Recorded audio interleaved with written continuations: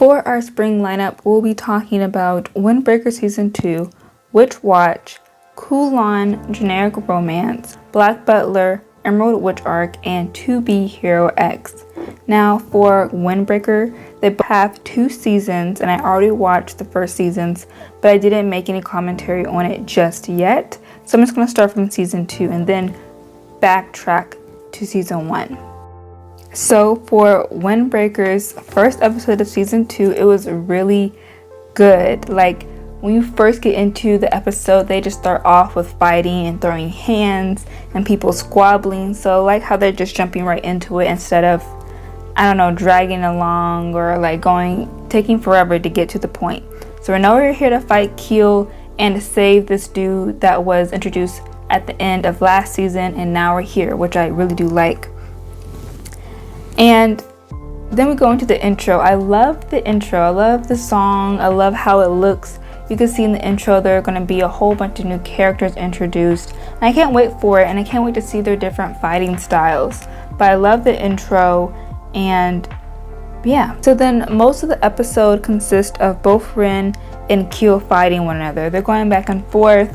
The non-main characters are fighting. The colorful characters are fighting. They're all doing their thing, right?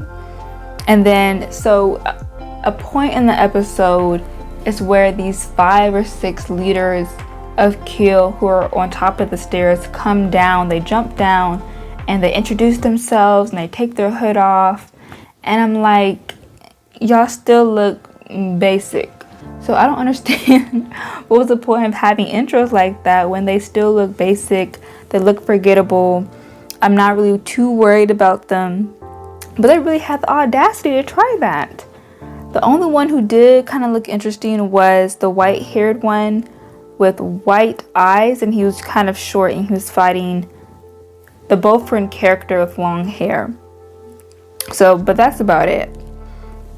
And then we also see how the one with the Chinese style clothing on, he's protecting the little dude with the orange hair. And then I was just thinking to myself, people like that, like the little dude with the orange hair who take notes, and the members who do photography, and the nice ones, they should stay in the back. They really should not even come to the fight because you can't fight. You're just, no offense, dead weight. And you're not going to add anything to the team anyway. So instead of coming to the fight, just stay home and just do everything there. And really, this is like a fighting anime, and if you can't fight in the beginning, okay, that's fine, but throughout the story you should learn how to fight, learn how to protect yourself. So then he was starting to feel sorry for himself and upset at himself because he was being protected by the one with the Chinese clothing on, and that's understandable because the one with the Chinese clothing can't really go fight to his fullest potential because he's protecting orange hair guy. So then orange hair guy runs out into the battlefield and jumps on a guy to stop him from hurting another team member, but he just did that just because he couldn't do anything else, and he wanted to get away from the guy with the Chinese clothing on so he could really go into it. But then he gets beat down by some Kyo members, and Sakura sees him, and Sakura is tweaking, and he's upset and mad. But guess who come and save orange hair guy? Oh my god, it's Kaji, the one with the lollipop. Yes, I actually do know his name because they say it so many times, and I like him. Like, I liked him from last season because he's quiet and doesn't talk, but he's also really strong. So I used to call him the guy with the lollipop, but I actually know his name this season. His name is Kaji. So Kaji comes in and kicks this dude all the way into a wall, and everyone just stops and turns like, who is that? Then you see his face in the aura just protecting the one with the orange hair, and it's like they're scared of him, which they should be. And then Kaji's also there, but there's 2 other second years with him, and they kind of bolster the morale of both Ren when they get there. So then Kaji and the main boss over Kyo, well, not main boss, the current boss over Kyo in that situation are going back and forth. Kaji's saying, you took something that belonged to us. Kyo like, so what? I mean, it's not really that important. So then the guy over Kyo was just like, okay y'all, go ahead and just beat him up so we can move on, be done with this. But the members of Q were all scared, like, oh no, we don't want to fight that guy. He's scary, he's strong. And which he is. And then the guy over Q has to threaten them, literally threaten them and saying, hey, if you guys don't jump that man and his friends, you're going to end up like Nagato here, all bloody and beat up and just a doormat. So then all of them are so scared of that outcome, they go ahead and rush and try to jump and fight Kaji and the other two second years. But I kind of like that scene because that scene shows how those members of Kyo really aren't that strong. They're not really fighters. They have to be forced into fighting someone. They really don't have the will or the purpose or the reason why they fight. They don't have it in them to go fight and protect someone or fight to protect themselves. It's literally because another person told them to fight that they fight. And that is a huge difference between both Fred and Kyo. So then when the members of Kyo's were on the way to beat up Kaji and them, Kaji in the second years took them out easy peasy. Then Kaji's about to head upstairs to deal with the main dude. And Sakura is like, don't touch him, he's mine. I have to do this by myself. And Kaji's just looking at him. And then Kaji walks over to his fight. And even the dude Sakura was fighting was like, huh? Is this dude really just standing here? And they both just stop. And they're having this back and forth, Sakura and Kaji. And then Kaji punches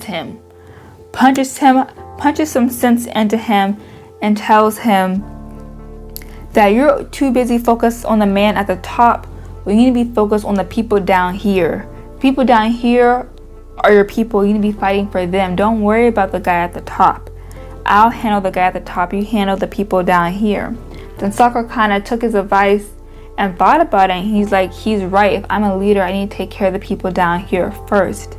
And I like the next part that Kaji says. Kaji says, why are you wasting time down here on this nobody when you can be helping out your team members? Something along those lines. And I really like that because me and Sakura both were like, oh my god, he's right. This is like a nobody. He's over here complicating things, making them longer, when the guy he's fighting is literally no one. You're literally a side character. No one cares about your introduction, your name, your face.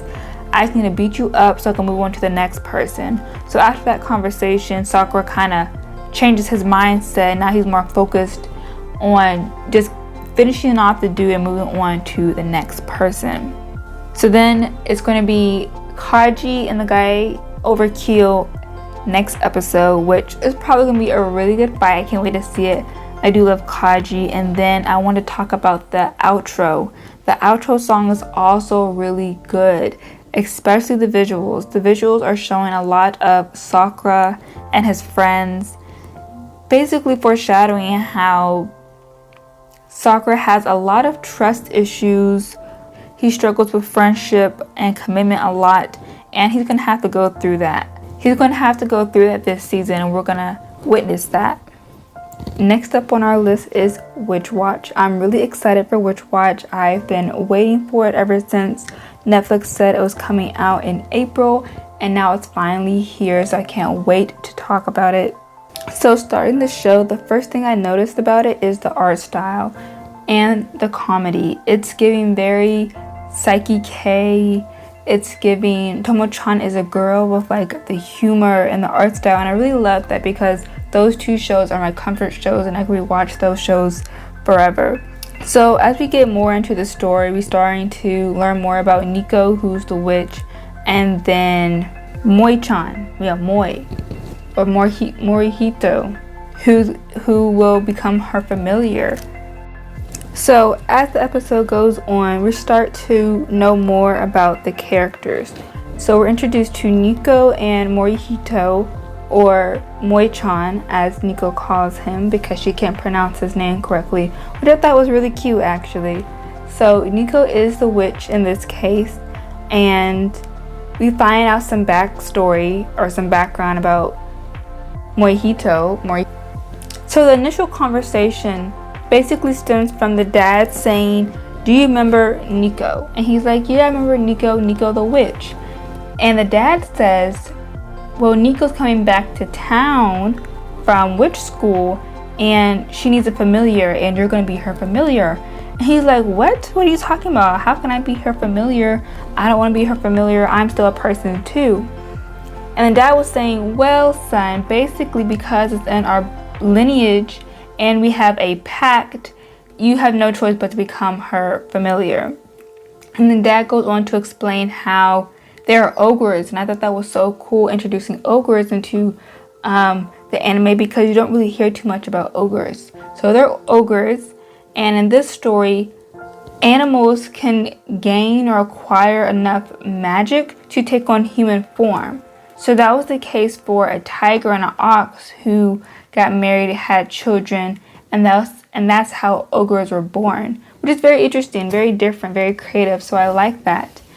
And from that ogre bloodline stems Morihito's family line. So he comes from a line of familiars. So it makes sense that he is applicable and capable of becoming a familiar.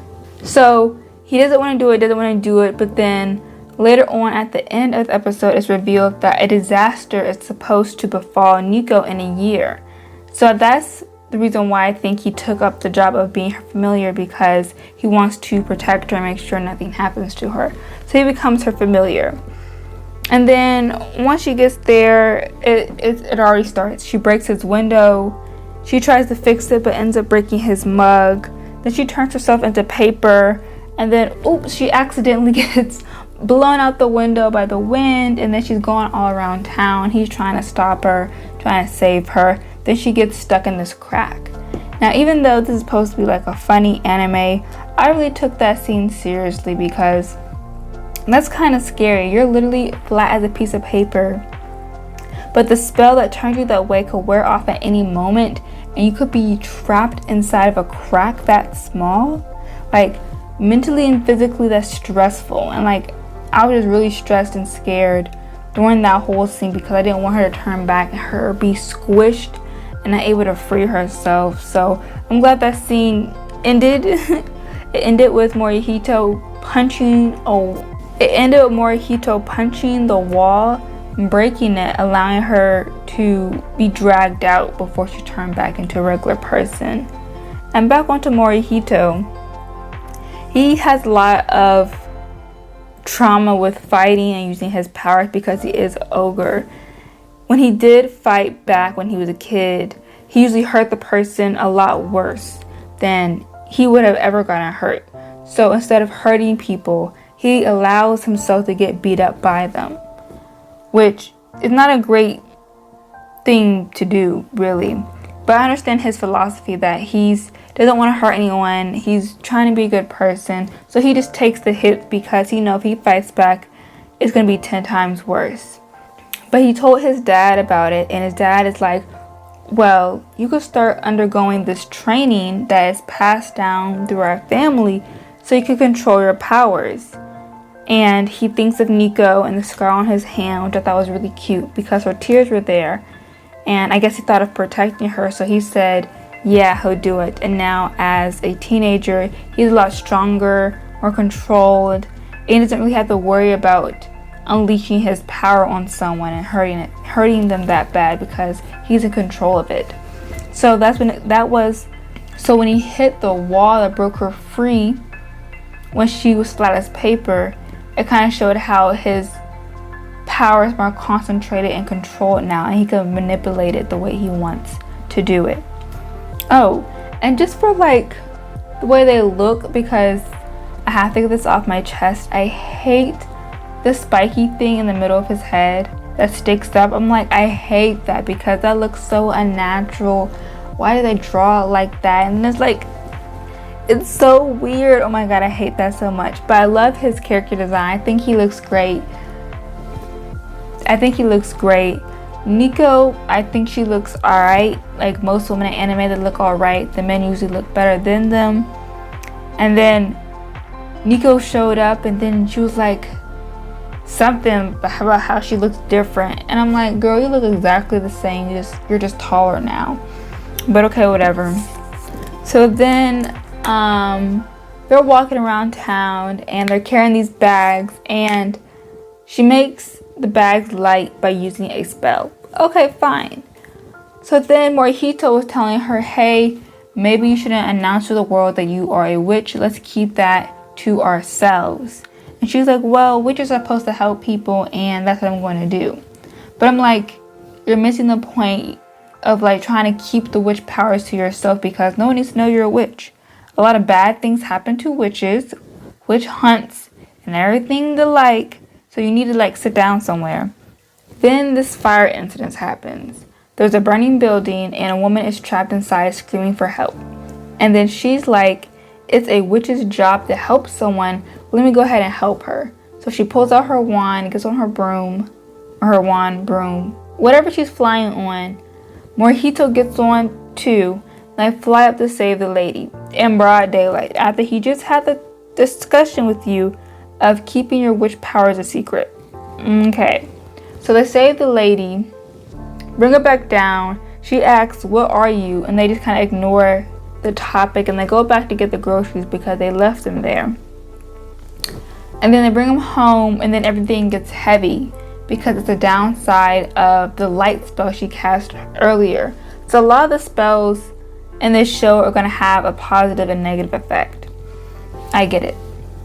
So it seems like Nico is a klutz, like Morihito said.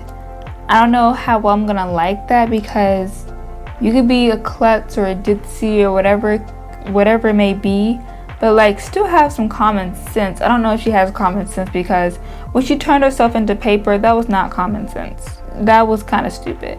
So we'll see how much I like her. I do like Morihito, so I'm fine with that. And then I love that outro. The outro that will eventually become the intro. I loved it. I loved the art style, the song, the music. I loved it. I loved all the character designs in it. We're going to be getting a lot more characters into the story, which I absolutely love. All the men characters look really good. The women, they look alright or whatever. But I'm really excited for the male characters. And I could tell it's going to be the type of show where I care more about the male characters than the women characters, because if you're kind of dumb like this, turning yourself into paper, then you get caught up in a crack in the wall, I don't think I'm gonna be rocking with you too tough. But like, Mori has a good head on his shoulder, and he's really strong and really smart, so I trust him, and I think I will like him better. The next anime is Black Butler. Black Butler has always been my baby. I love Black Butler, so I couldn't wait until the Emerald Witch arc came out. So starting with Emerald Witch arc, I love the song. I love the graphics of the song. I love the tone, the melody. I don't know the words yet, but just the visuals of the song are so beautiful. I just love it. So now going into the first episode, I'm watching the two people on horseback when they're chasing the fox, right? And then the werewolf comes out with the yellow eyes, and the werewolf is just standing there. And then I'm thinking, why aren't the two people on horseback running? Then the werewolf turns and gazes right at the two people. And then the two people start running away on horseback. And I'm like, why didn't you run away before he turned and looked at you? Now you have this curse that's all over your body, but maybe if you didn't stare right into the werewolf's soul, you could have been, you could have still lived. But you over here staring at it like it wasn't going to chase you or something. But anyway, those two people died, but that was stupid of them. So then we had some conversation with Ciel and Sebastian. Basically, the queen asked Ciel to go check up on Germany because a whole bunch of people are dying over there, and her grandson is the emperor over Germany. So I like how we was first in England with the public school arc, and now we're in Germany with the Emerald Witch arc, which deals with witches and werewolves and more magic. So I do like that, how we're basically traveling around the globe. And in this conversation with Ciel and Sebastian, this certain person kept coming up. They kept saying, who is around, or who knows this information, but they never said who it was. So this is probably going to be an important character. I don't know if we know them or not, so this is going to be interesting how they're already starting to add layers to the story. And then CL talked to somebody named Klaus, who's from Finland, and also talked about you know who. But he then said a beauty's humor, and you might have to pull out some charm. So I'm thinking, is it a woman, or is this a separate character from you know who they were previously talking about? I don't know. So okay, so they're starting to head over to Germany, and then we see the whole crew. I was really surprised to see the whole crew because I didn't think they were gonna come, but they are here. The girl with the glasses, the cook who can't cook, the gardener, and the snake dude, and the butler dude are all there.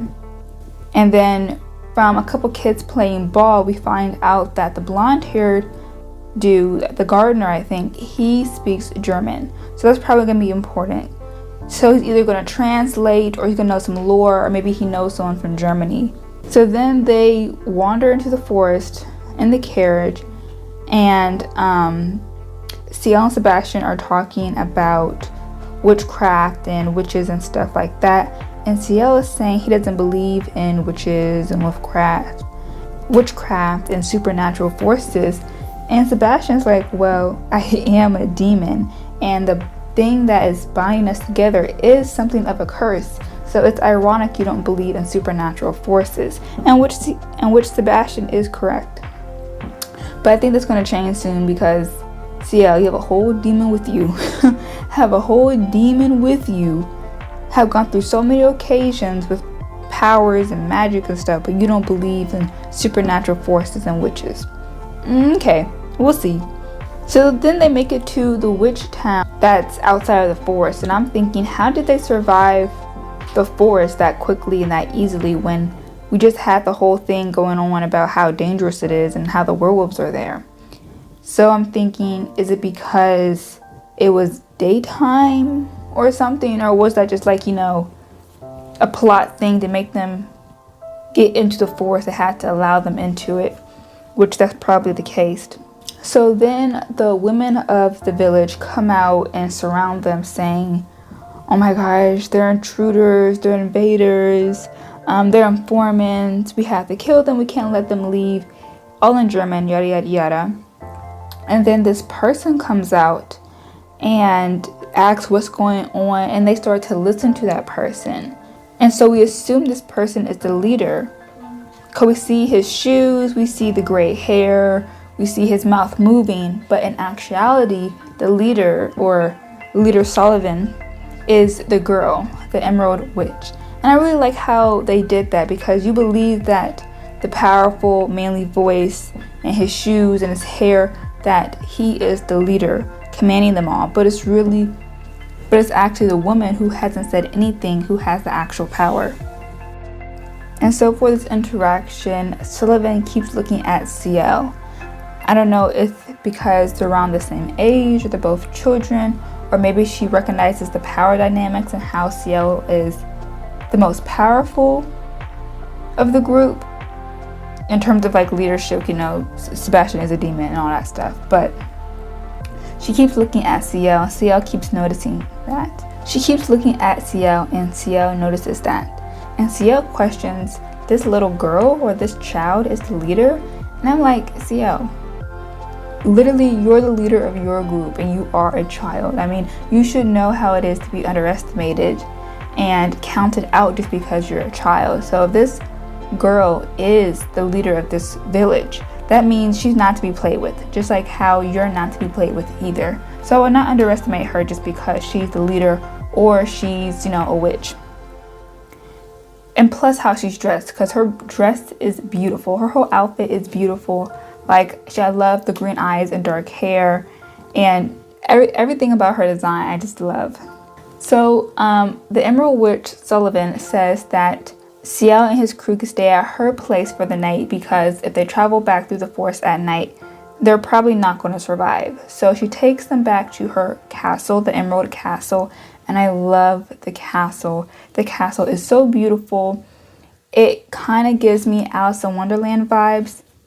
And I like how it's very up to date, almost even a little bit modernized compared to the village houses.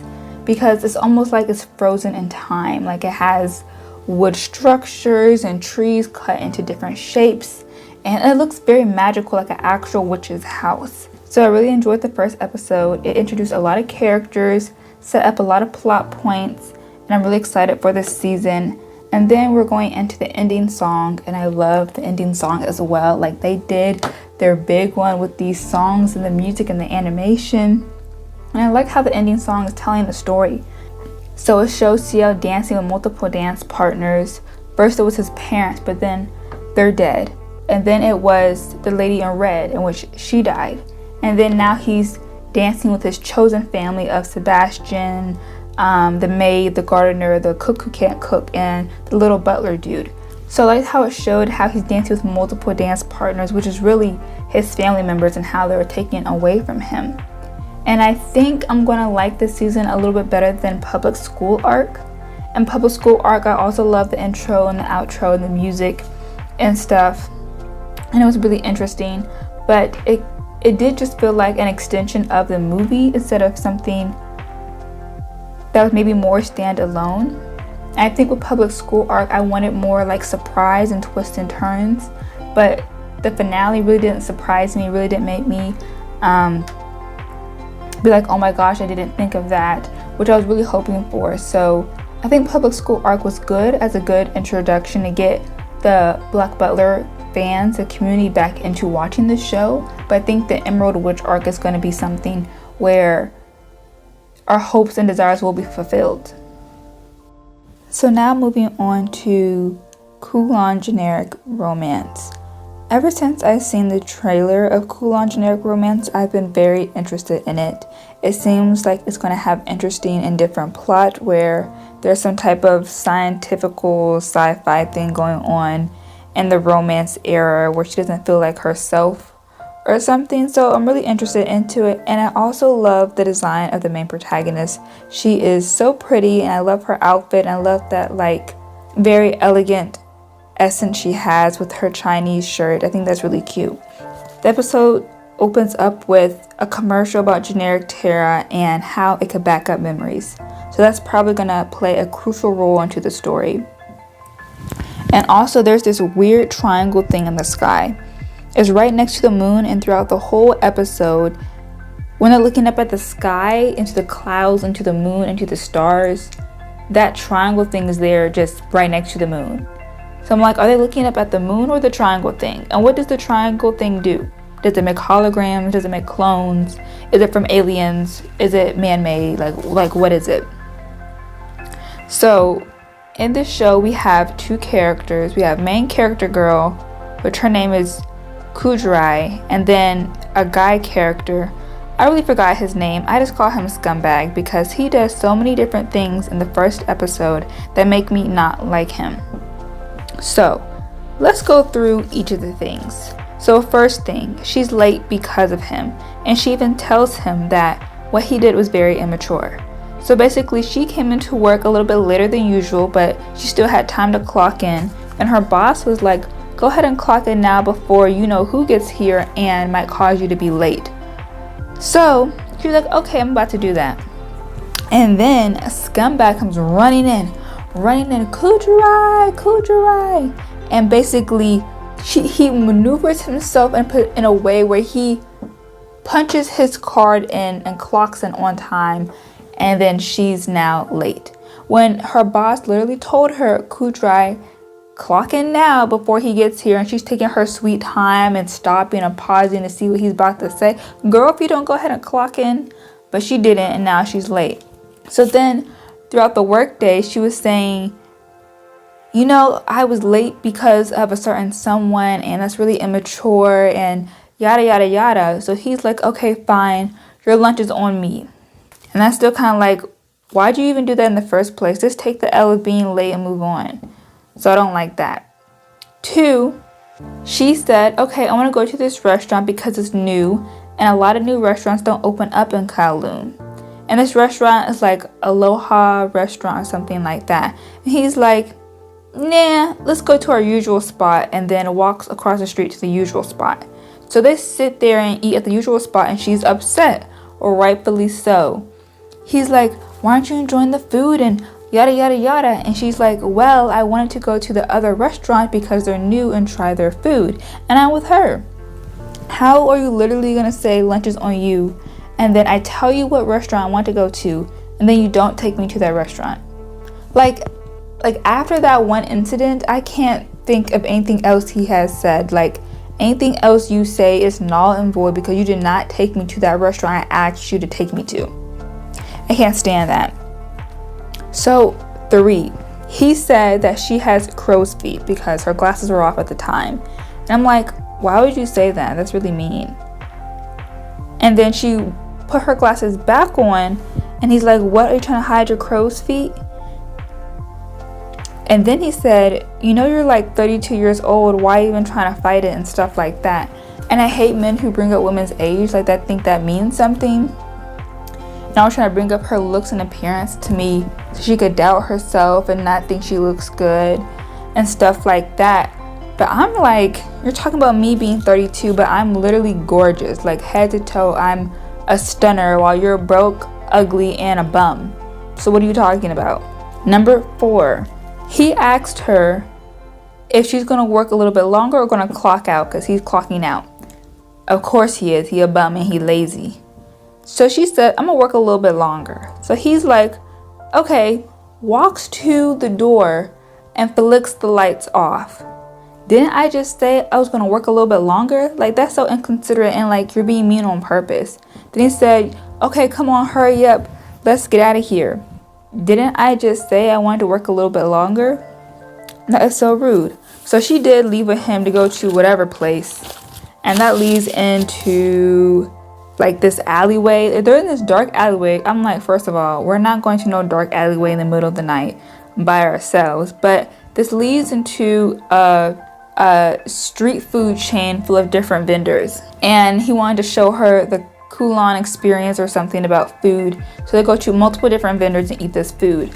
And that's great or whatever, but what about the restaurant I asked you to take me to like literally yesterday? But you take me to this place.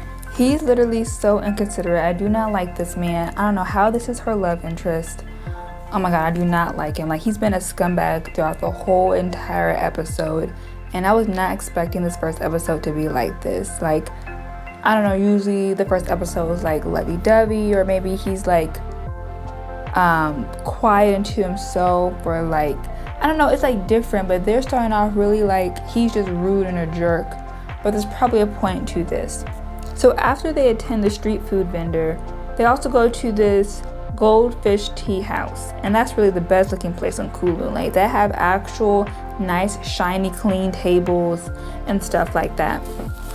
And then they leave and they're walking again in the middle of the night. And something I noticed about this episode, and it's about the main character Kujirai, she's always walking behind him, and that to me is like a sign of inferiority or insecurity, or like he's dragging you along to go to these places. Like, you don't have any free will to say anything. So I'm not liking that about her. She's kind of a pushover a little bit, and she's always following behind what he says, what he does. And that leads into number 5 of all the things he did in this episode. So earlier in the episode, she's talking to him about a room that's not being rented out and trying to figure out ways to get someone into the room. And he's like, well, the room has no air conditioning, so it gets really hot. The walls are terrible. The room is kind of dusty, so that's why no one's renting it. And then she said, oh, you fixed the door to a room, right? He said, yeah, I did, because the landlords don't want us calling up the maintenance men every 5 seconds for every little detail. Okay. But he said, if we proceed to paint the walls, the room should look better. And then he goes on to talk about how he wants every tenant to be comfortable in the room that they're in. And it kind of showed a little bit of his personality, or like he actually cares about his job or whatever. So okay, fine, I'll give you that. So then, I don't know why she proceeds to do this, but she proceeds to start painting the walls in this room. Girl, why are you doing this? And on the radio it just said, it's very hot outside. Please don't get any heat stroke. Don't do any activities that could make you pass out or anything like that. But you're inside this room with no air conditioning, with just a tiny little fan, and you're painting walls with toxic chemicals. Is that smart? It's not. So she's painting these walls. I'm like, I would not be painting anything. He would have to be painting this stuff, or the maintenance man or a painter would be painting these walls. So she almost falls out because of the heat stroke and all the toxins in the paint, and he somehow enters the room and catches her. And that scene is the main scene we see in the trailer for the show. He catches her, and he is like tall and strong and all that good stuff, but he's like, why didn't you tell me that you were going to do this? And I'm like, if she did tell you, you wouldn't have helped anyway because you're a bum. Because why didn't you offer to do it yourself in the first place? Why does it take me trying to paint these walls and almost half pass out for you to come and paint a wall? So after he like let her go, he proceeds to paint a wall. I'm like, like, you're just so useless. Like, you can't help do anything. Like, you should have been did this. And then in that scene, she's talking about, I'm really in love with this man. And I'm like, how can you really be in love with this man? Like, why? What about him makes you fall in love? Like, there's nothing to love him for. And then finally, number 6 of all the things he has done in this episode. So he's laying on the couch during work hours, asleep, right? And she's like, oh my God, I'm gonna wake him up. I don't know why she wanted to wake him up. It's not really that important to me. If he wanted to be awake, he would be awake, but he's not. So she goes to wake him up, and when he opens his eyes, he grabs her face and he kisses her. And it's not like a little peck on the cheek or anything like that. It's like his face and her face were so close together. She was fighting him to get his hands off of her because he was so strong. But then when he realized, I guess that wasn't the person he wanted to kiss, he pushed her. He pushed her so hard, she actually fell on the floor and was like, oh my God. She was like so startled. And I'm like, what scumbag of a person pushes a woman that hard? Then he gets up and says, oh my bad, wrong person, and walks away. He didn't even help her get up or anything like that. And she's over here blushing, but she needs to be worried about how he pushed her. Because let a man push me like that in my life, he will be dead. I will go out to my car, get my gun, and you will be dead because I will be crashing out on you. Don't ever put your hands on me like that again in your life. So I'm just like, how can she be in love with this man? This man is awful. So then after that, this is all in the same episode guide. After that, I think this is the next day, he says, okay, I'm gonna get some lunch because I didn't have lunch all day, and proceeds to leave while she's still there. So then she hears some papers fall, and she goes turn around and tries to pick up the papers. But in his cabinet drawer is open and there's a photo there. And she's like, oh my God, this must be the love of his life, and yada yada yada. And she ends up looking at the photo, and the photo is of her. I'm like, okay. But she's like, I don't know what's going on. She seems confused. I'm like, isn't that her? Isn't that you? Why are you worried about it? And then now just thinking about it, did he leave his cabinet drawer open on purpose? Because he left to get lunch, but your cabinet drawer is open with a photo of me on there? No, I think that's on purpose.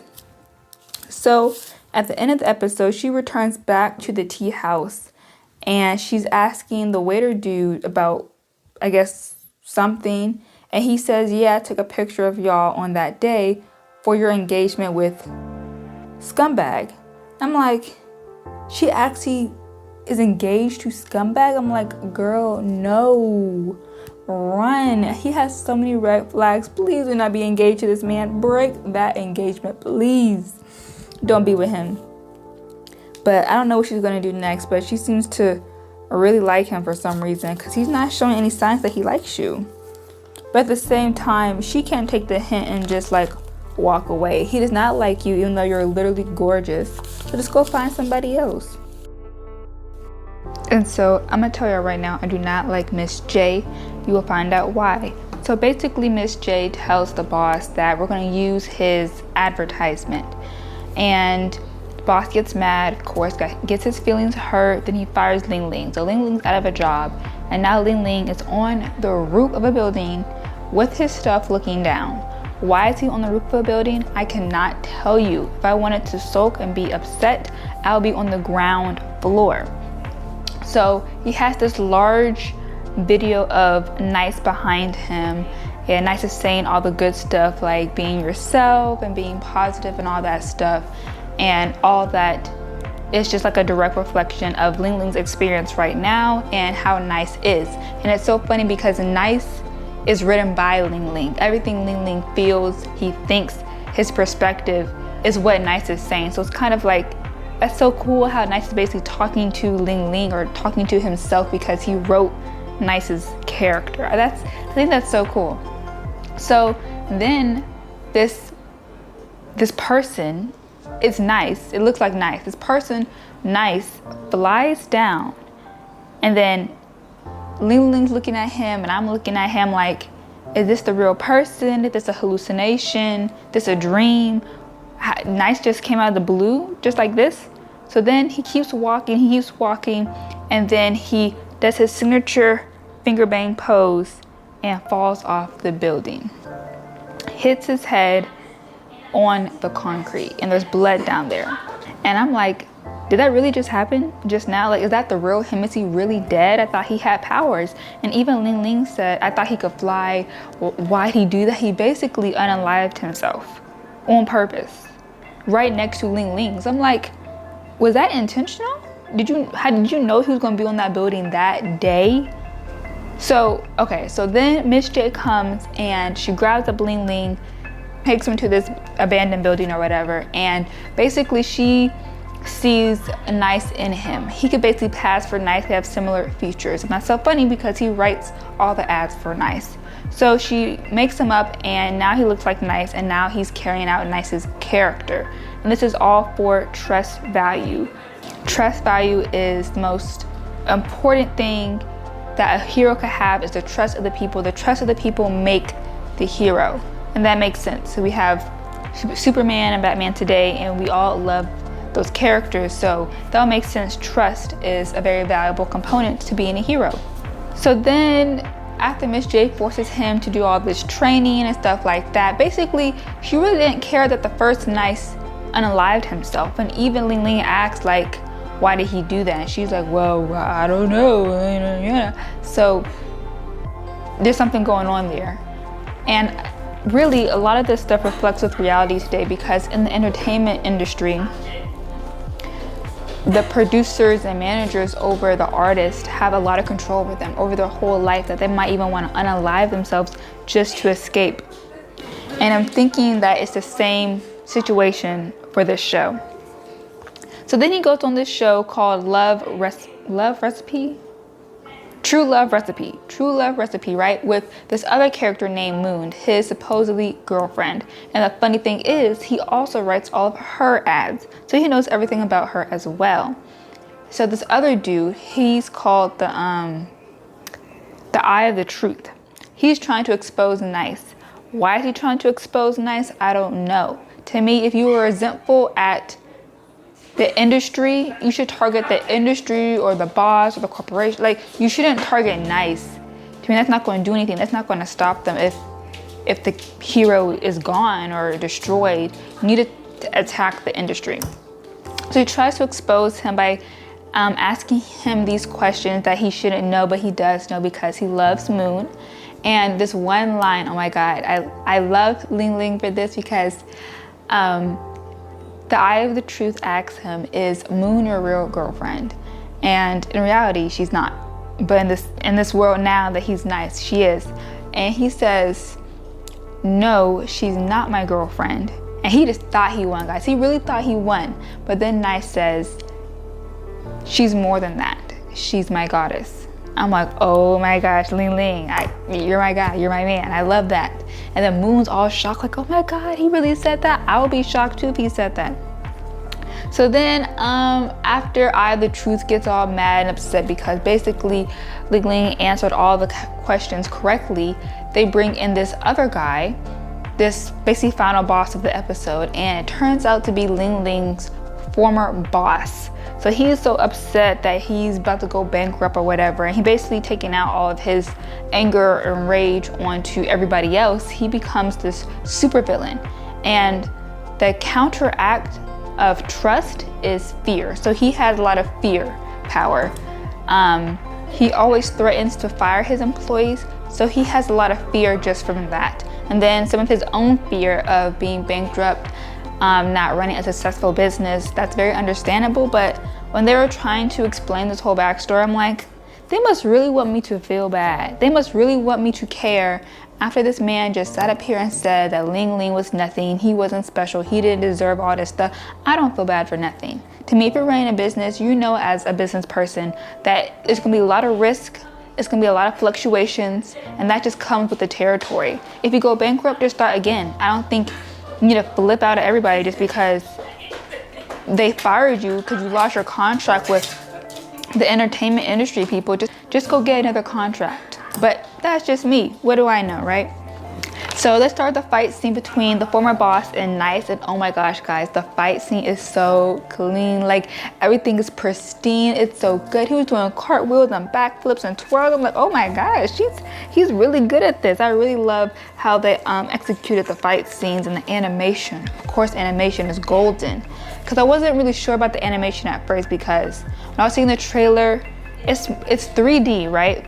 So it doesn't look like a traditional anime. So I'm like, I don't know how this is gonna go.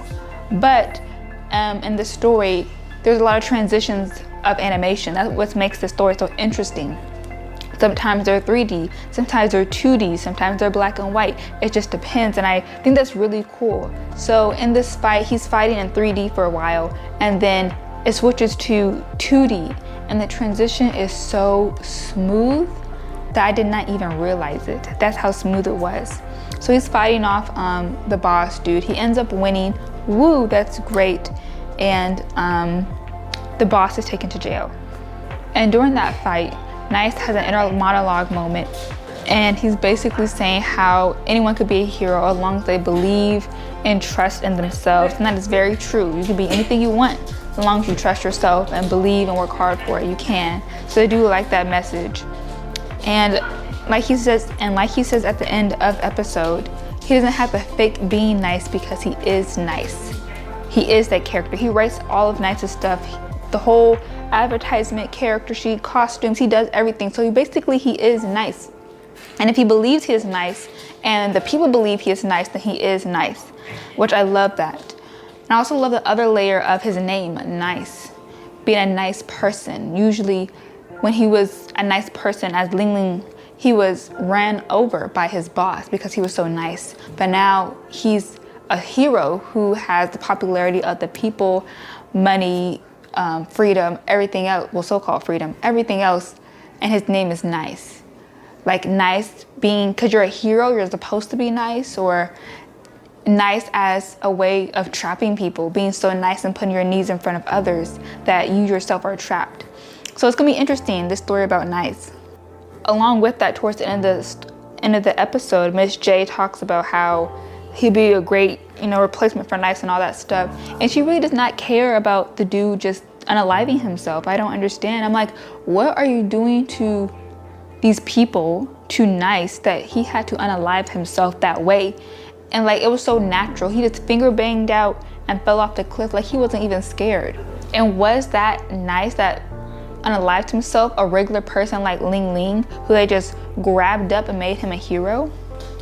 Interesting, So back at Hero Tower, he now gets to live in Hero Tower because he's taking over Nice's position, and he's laying down on his bed, right? And tell me why his bed looks so uncomfortable. It looks so stiff. The pillows are small. I don't see no blanket, and you want this man to sleep? And it's a gigantic room. Come on now. So then in his bed, it looks like Moon. She has blonde hair and she's curled up, laying down. Like, okay, cool. I didn't know they slept in the same bed, but they do. So he was trying to leave because he wanted her